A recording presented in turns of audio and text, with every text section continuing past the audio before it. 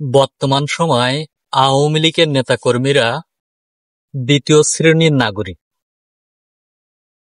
কারণ তারা বাংলাদেশের এখন বিভিন্ন স্থানে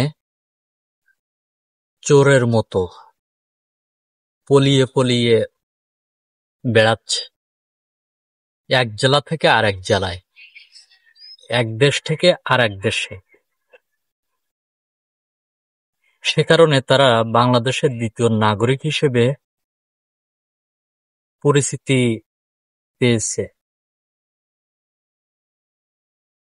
তো সব মিলিয়ে আওয়ামী লীগের প্রতি বর্তমান সময় অনেকটাই যেন অবিচার করা হচ্ছে। খালে, বিলে, পুকুরে এবং নদীতে আওয়ামী লীগের লাশ পাওয়া যায় এবং লাশ পাওয়া যাওয়ার পরে সেটিকে দেখার পরে অনেকেই আবার মনে একটু আনন্দ অনুভব করে। এতটাই ঘৃণিত হয়ে গিয়েছে সাধারণ মানুষের মনে আওয়ামী লীগের নেতাকর্মীরা। এমনকি আওয়ামী লীগের নেতাকর্মীদেরকে ধরে তাদেরকে বিভিন্ন সময় একটু আদর আপ্যায়ন করে পুলিশ প্রশাসনের হাতে উঠিয়ে দেওয়া হয়। আওয়ামী লীগের এখন আর হাজার হাজার নেতাকর্মী এক জায়গায় হতে পারে না।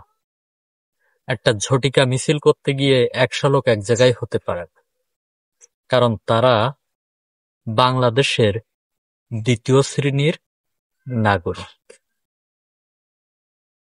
তারা এখন জেলের ভিতরে থাকে। জেলের ভিতরে থাকার পরেও যে ডিভিশনটা পাওয়ার কথা আওয়ামী লীগের এমপি মন্ত্রী হওয়ার ক্ষেত্রে, তাদেরকে সেটিও ঠিকমতো দেওয়া হচ্ছে না, এটি তাদের অভিযোগ।